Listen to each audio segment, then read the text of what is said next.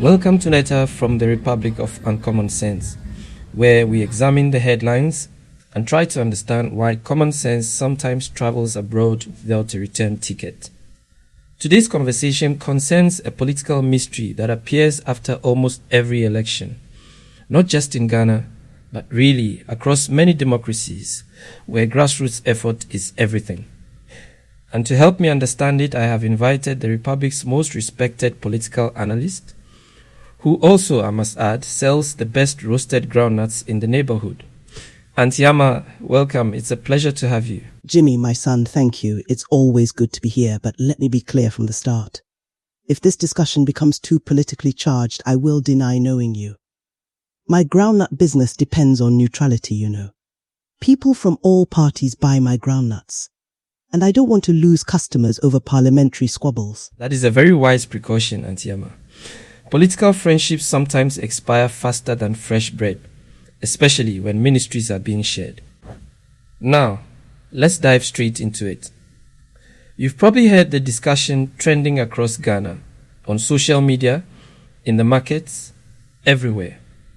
Some NDC foot soldiers, for example, are saying they worked very hard during the elections, but after victory, they feel forgotten. They say their sacrifices were overlooked. What do you make of that sentiment? Is it new, or is this just the latest iteration of an old story? Jimmy, this matter is older than trotro arguments over a pesewa. It's a tale as old as the hills, really. During elections, everyone becomes important. Every single person. The man who printed the campaign posters, even if they were crooked, important. The woman who cooked kenkey and fish for the rally, ensuring no one collapsed from hunger, very important.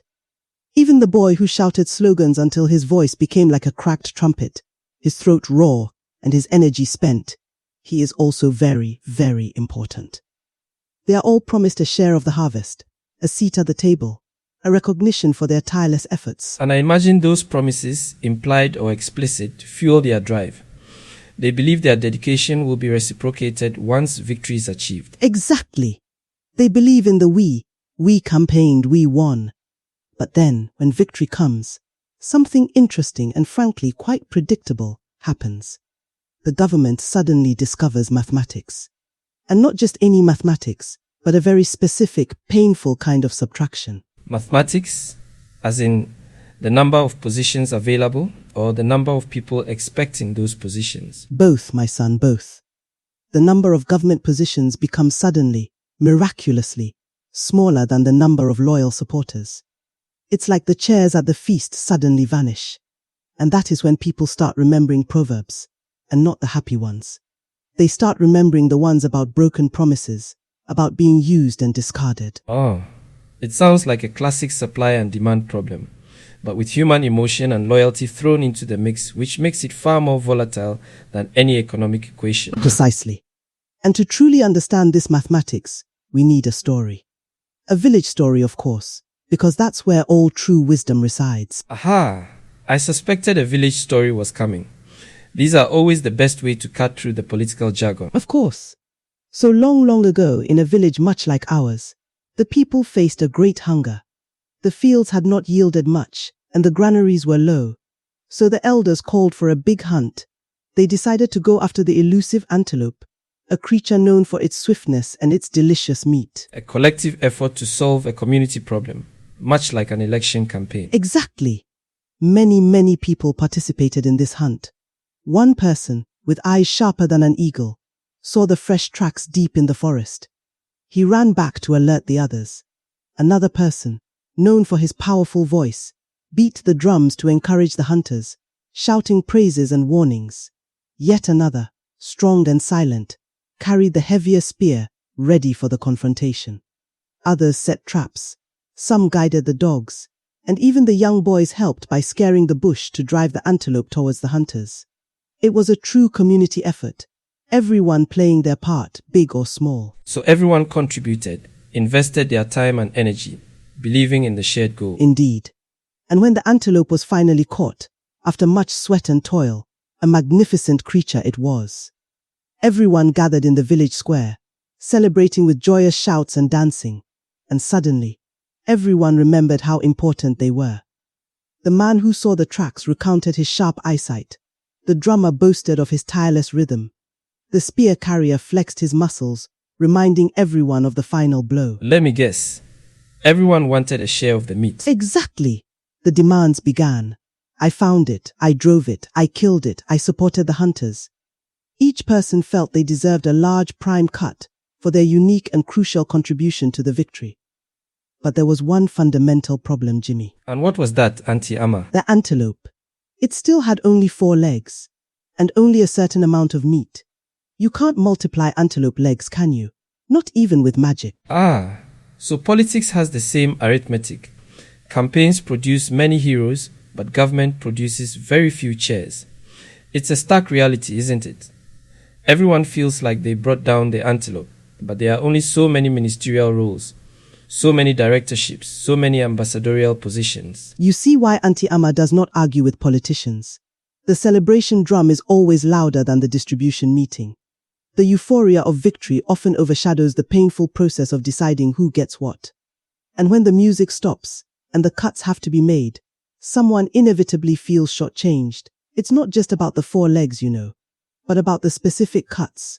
Who gets the choicest parts? Who gets the scraps? But to be fair, Auntie Ama, a government cannot appoint everyone who helped during the campaign. Logistically, it's impossible. You can't have a cabinet of 500 people, no matter how many people felt they contributed significantly. That is absolutely true, my son. And I'm not saying every foot soldier should expect a government vehicle and an office with air conditioning. That would be chaos. But the foot soldiers are also not completely wrong in feeling aggrieved. They sacrifice time, energy, and loyalty. Many put their businesses on hold. Some even jeopardized their jobs or neglected their families because they believed in the cause, in the party, in the leader.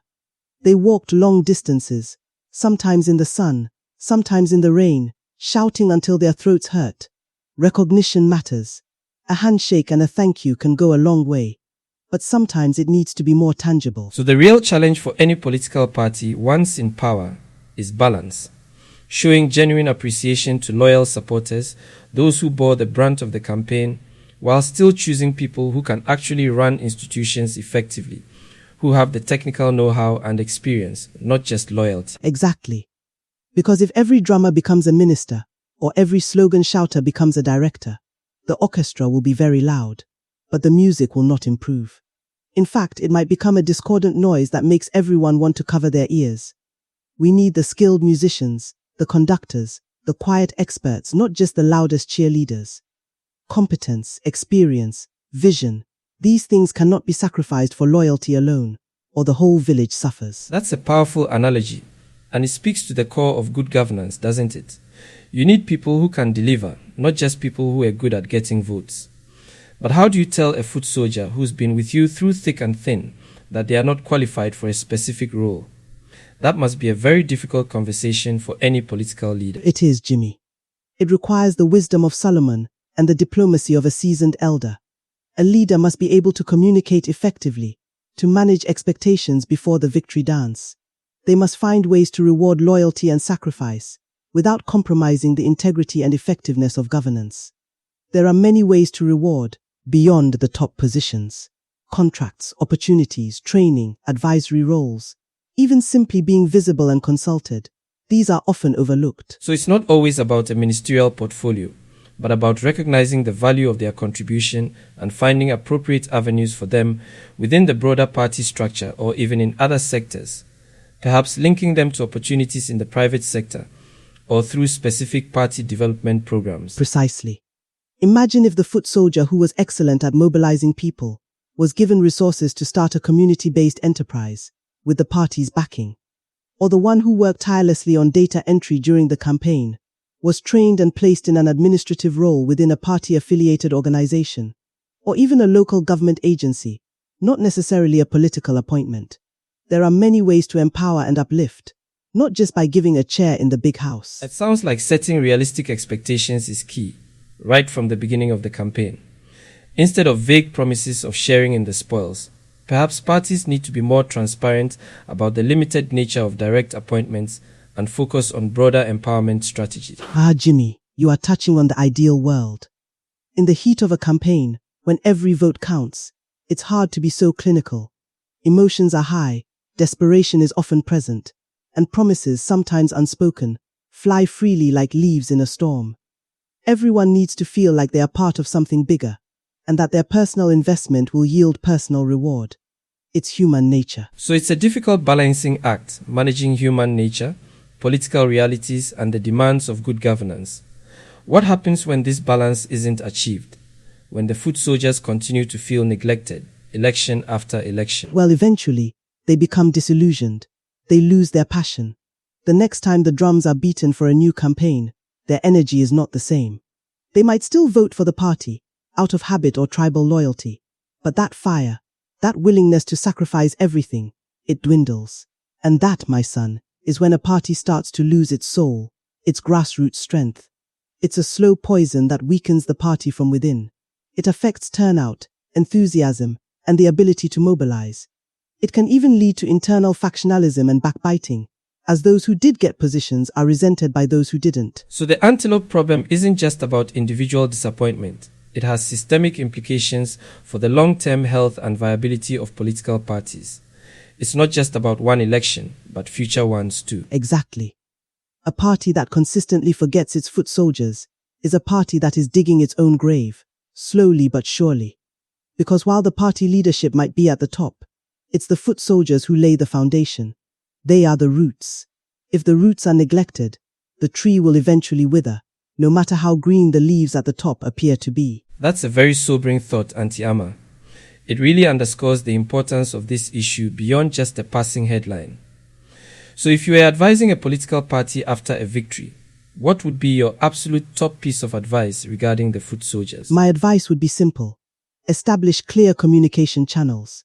Don't let silence breed resentment. Address the foot soldiers directly, acknowledge their efforts, and explain the realities. Create a dedicated recognition and empowerment committee, not just a jobs for the boys committee.